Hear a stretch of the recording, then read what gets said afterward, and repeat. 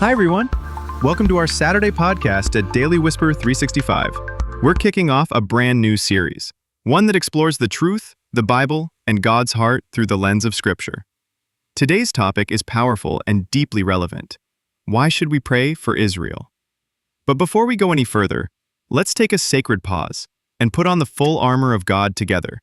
Lord, I put on the helmet of salvation, the breastplate of righteousness, the belt of truth, the shield of faith, the shoes of peace, and the sword of the Spirit, your word. Guard my heart from every distraction and division. Show me anything that stands between you and you. In Jesus' name, amen.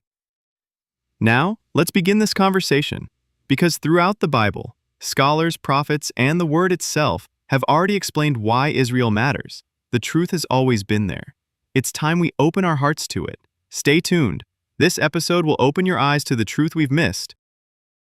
Okay, let's unpack this. What if ancient texts don't just, tell stories from the past? What if they actually lay out a kind of precise divine calendar, charting major events, maybe even things yet to unfold? Today, we're embarking on a deep dive. We're exploring biblical prophecy, the enduring role of Israel, and some pretty surprising interpretations around the return of a central figure, Jesus Christ. Now, our journey through these ideas comes from a really fascinating collection of short video transcripts. They're interconnected from the YouTube channel Daily Whisper 365.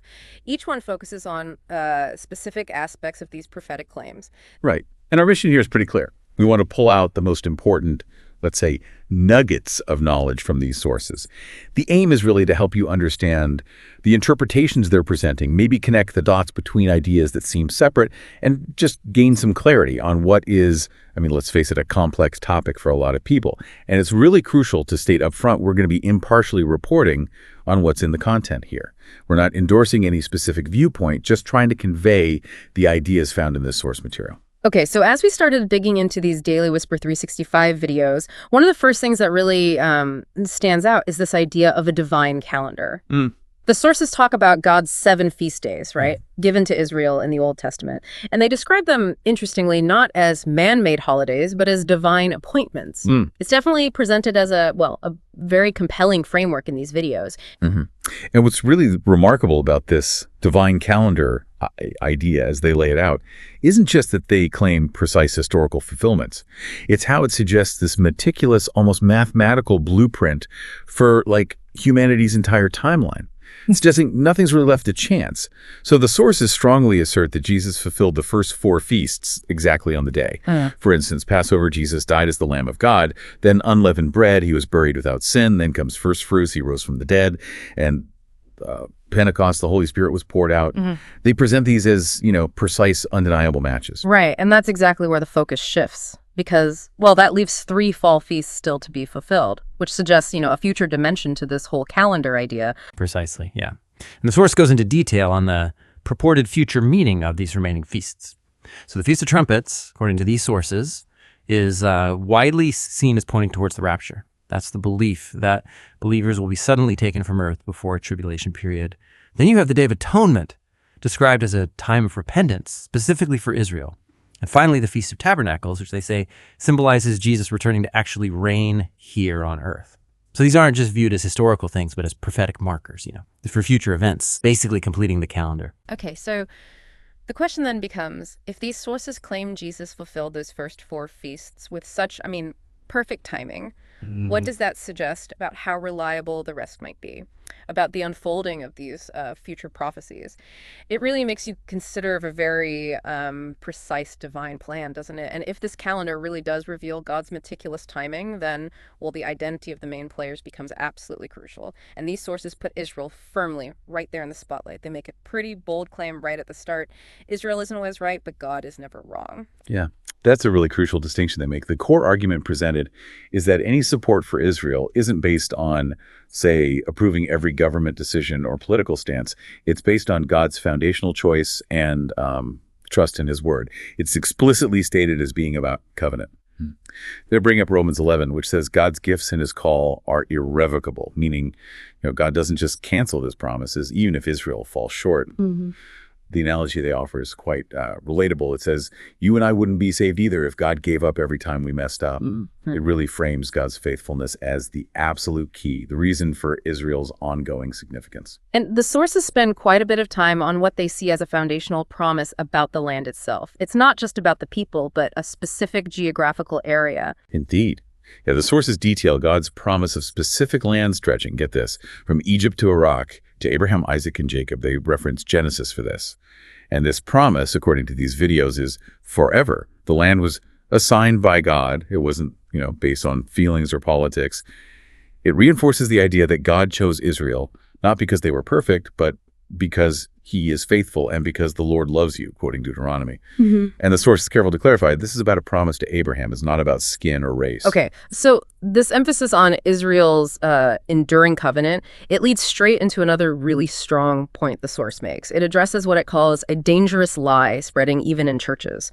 This idea that the church has replaced Israel, or maybe that God is done with the Jews. Right, and the sources push back hard against that. They counter it directly with Romans 11 again.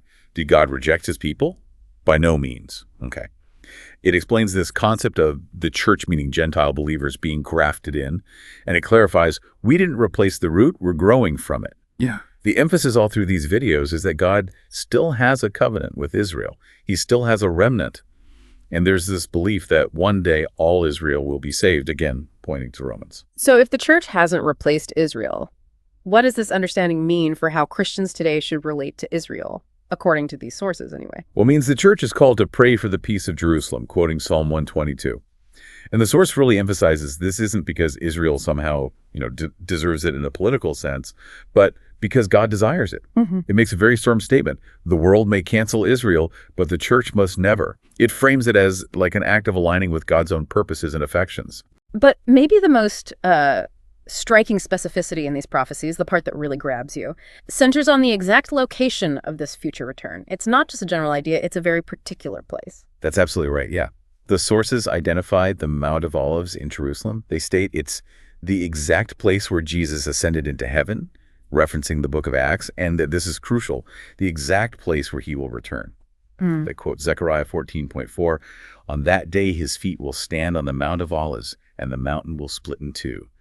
And they stress, this is not metaphor, this is geography and prophecy colliding. Very literal. Wow, that claim about precision is powerful. But okay, for someone maybe not familiar with these interpretations, how do these sources connect ancient texts to such a specific kind of contemporary understanding of global events, especially this idea of constant war over Jerusalem? Well, the source offers a very direct interpretation for that. It says, Satan knows what we forget.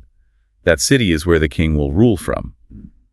So every conflict, every headline, every, riot over Jerusalem, it's framed as not just politics. It's a battle over who gets to sit on that throne. And it concludes this section by just hammering home the specificity. Jesus won't return to New York, Paris, or Delhi. He's coming to Jerusalem, to the Mount of Olives. Okay, to help us maybe visualize this whole unfolding prophetic blueprint, the sources bring in an ancient story from the Old Testament, the story of Joseph. They describe it as a picture of prophecy. It's quite a powerful narrative that somehow connects to all this. Joseph's story, just briefly, is that, he was rejected by his own brothers, thrown in a pit, sold off, left for dead, basically. Years later, those same brothers stood right in front of him, didn't recognize him at all, until Joseph finally revealed himself. And it caused them to just weep. So the sources draw this direct prophetic parallel. Just like Joseph, Jesus was rejected by his own people. He was betrayed, bruised, and buried. And then it brings in a future prophecy from Zechariah 12:10. They will look upon the one they have pierced, and they will mourn for him as one mourns for an only son. The source states it very clearly. That's Jesus, and that's Israel one day weeping when their eyes are opened.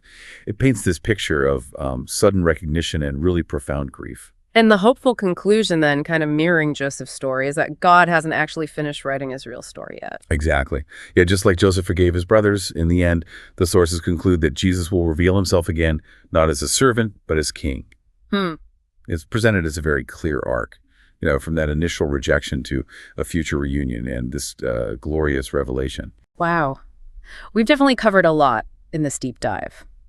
From this idea of a divine calendar, precisely guiding events past and future, to the enduring covenantal significance of Israel, the church's role in relation to Israel, and these very, very specific prophecies about the location and nature of a future return.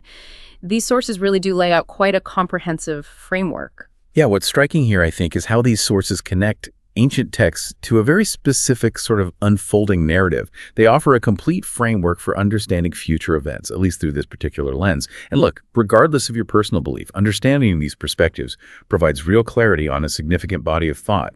It helps make sense of a worldview held by many people. So here's something to think about. If the precise timing and locations of past events are believed, according to these sources, to be mirrored in future prophecies, what does it suggest about how history might actually be unfolding, and maybe even about our whole understanding of time itself?